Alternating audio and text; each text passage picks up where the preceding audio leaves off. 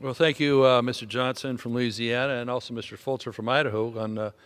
I just happened to be going to speak with you about that subject on California. Now, California is a beautiful place, beautiful climate and terrain and territory.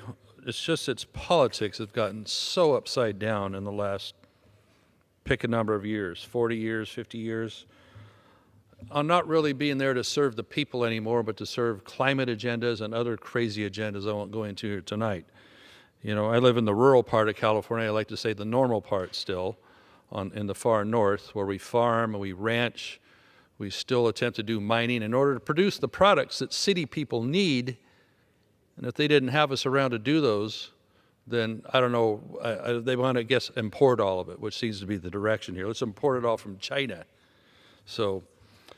So, you know, one of the interesting things, I won't say funny because, well, the people watching might think it's funny because we do this ourselves, but our California Air Resources Board released a rule requiring all new cars in California that would be sold new to be zero-emission vehicles by 2035.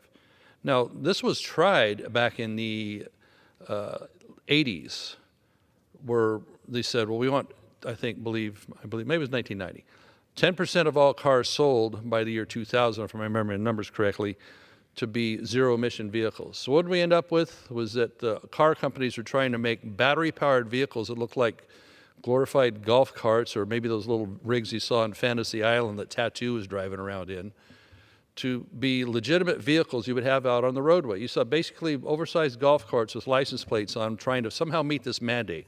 Well, CARB figured that out at the time that it wasn't going to get there, so they relented on it. But now they're not relenting.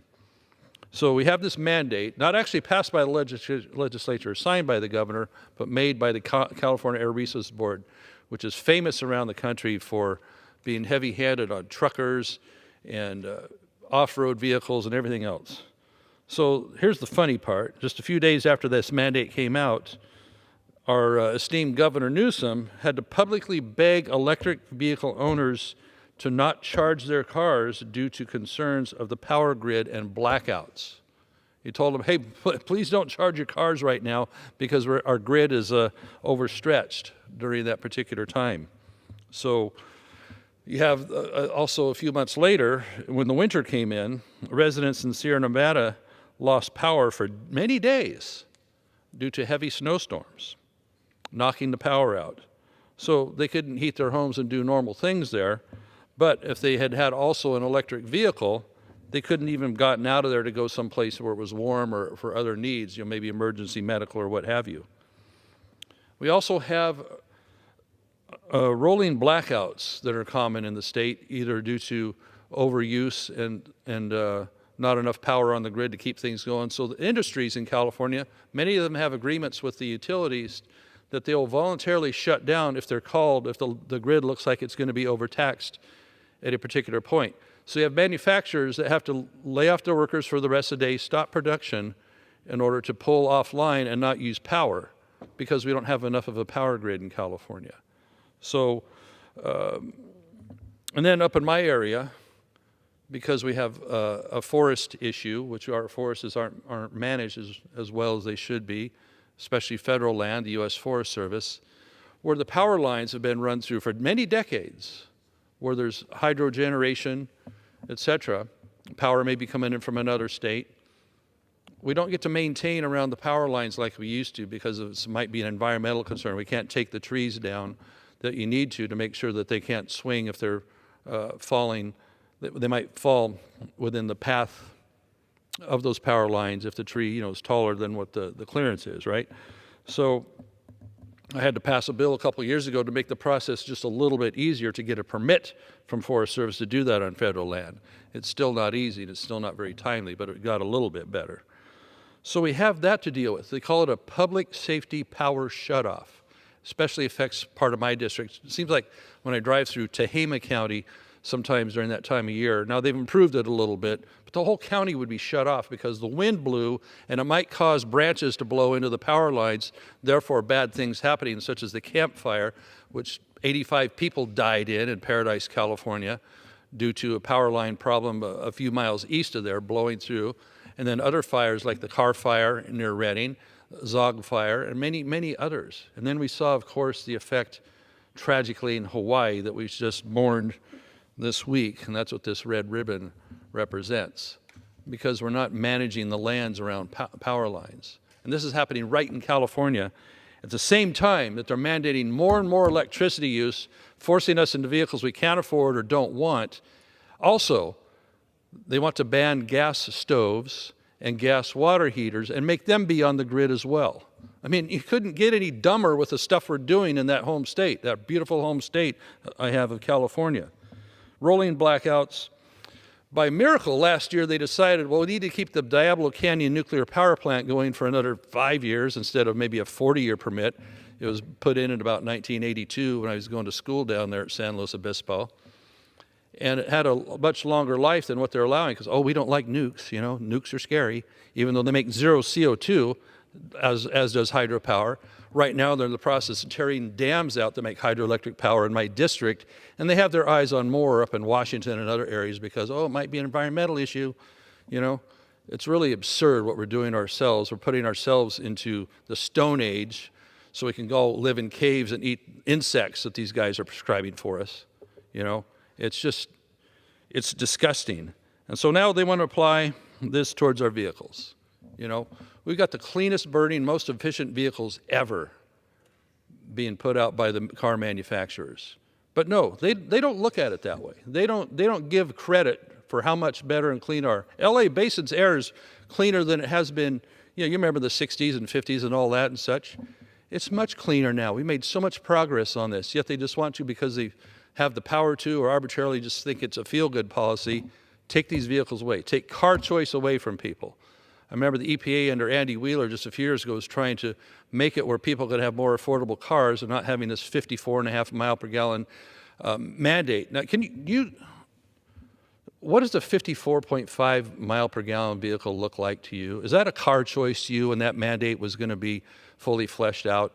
I mean, most cars, you know, pretty good gas mileage cars get 30, 35, somewhere around there. A lot of others, you know, 20, 25, depending on what you want. But see, it isn't about your choice. It's about government deciding what you need or what you should have. You know, what is your neighborhood going to look like? How much do you get to travel anymore?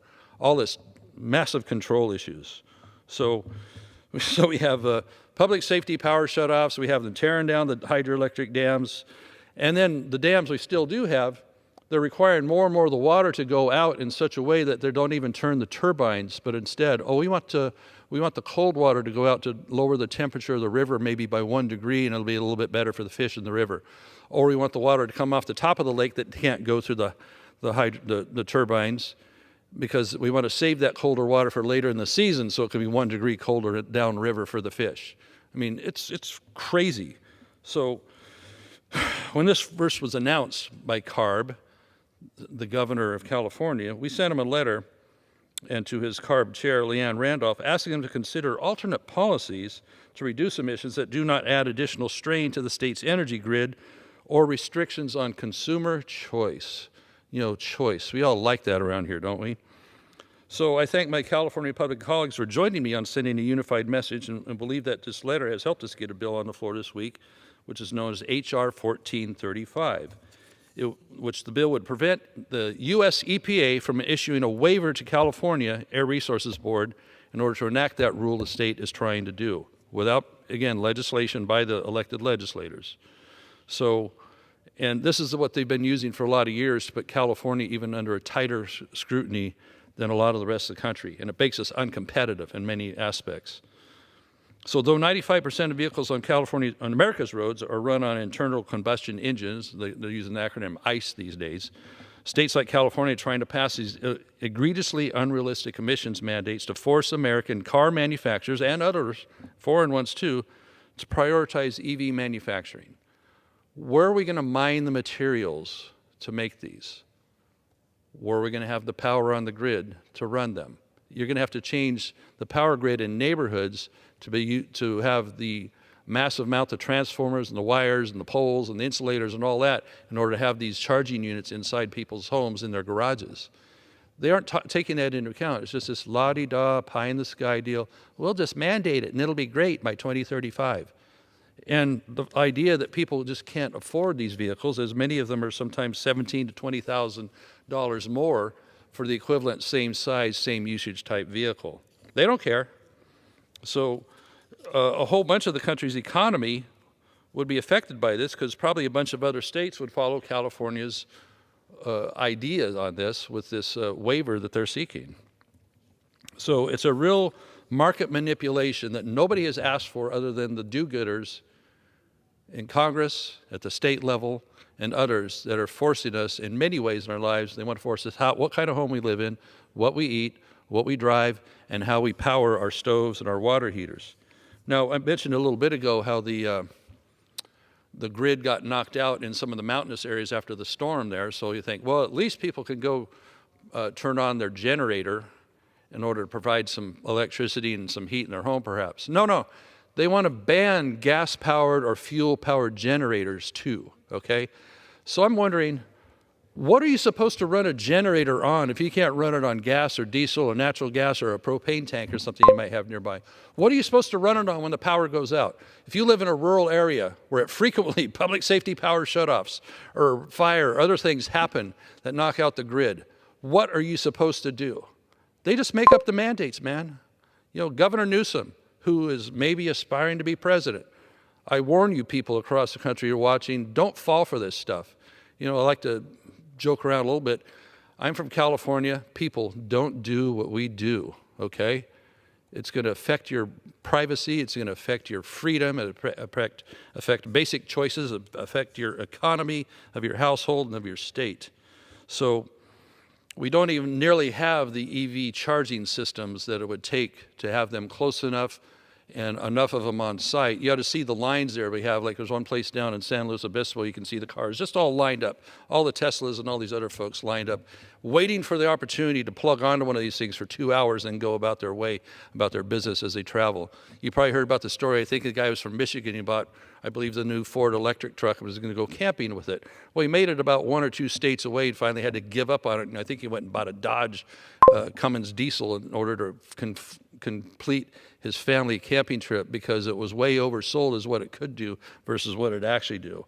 So getting back to the bill, we don't want to empower California and perhaps up to 17 other states with this EPA waiver that they can force this stuff upon the people and take away their choices, their mobility, you know, to do what they need to do. Ask a guy with a contractor, a roofing company, or a farmer, a rancher, a miner, a logger. Do they need their F-250, or do they want to get a fleet of 5 Priuses to go do the same job? You know, they need to have choices, and these mandates. This is at a time when we got, as I said, the cleanest running, most efficient vehicles we've ever made. And, oh, we got to cut down the CO2, climate change. Climate change, give me a break. CO2 is only 0.04% of our atmosphere. They act like it's the end of the world. CO2 is an important building block for plant life. Everything's made out of carbon. And they act like, because they've been able to dream this up as a killer, that we have to stop all things that make CO2. Well, I'll tell you what, if we're too good at this, if we go below 0.02%, plant life starts dying off. Now, we'll never be that good at getting rid of CO2, but we're going to spend trillions doing it, and we're going to make ourselves a third world country here while China and others keep going ahead. Even though I believe our Governor Newsom's running over to China for a visit to talk about climate change. Meanwhile, we have one of the worst homeless problems in the state of California, and our economy isn't that great either. And our water situation isn't that great either, as even though we were blessed with so much rain this year, we need to build water storage for people. We need to build that for our agriculture so we can supply this nation with the food it needs from California. With so many of our crops, 90+% come from California. You wouldn't have your almonds, you wouldn't have your tomatoes, you wouldn't have your pistachios, you wouldn't have many things that come from California, but we're prioritizing this nonsense of taking away people's vehicles and climate change that it gets preached on half the time around here, and every policy in this place has to be run through a climate change filter, even though it's nonsense that CO2, once again, is only 0.04% of our atmosphere, and it's not a killer because carbon is a building block of everything we live off of. So please call your Congress member and tell them to support H.R. 1435 and don't empower California to control your state and your economy by mandating what kind of vehicles, not only because it's going to affect, it will ripple out from our whacked out state to your state, okay? And what vehicles you're going to drive and how you're going to do business in your business. So please check that out and support the bill. Thank you for the time, Mr. Johnson. I appreciate it. Thank you, my friend. And sadly, what happens in California, that giant market out there, affects the entire country.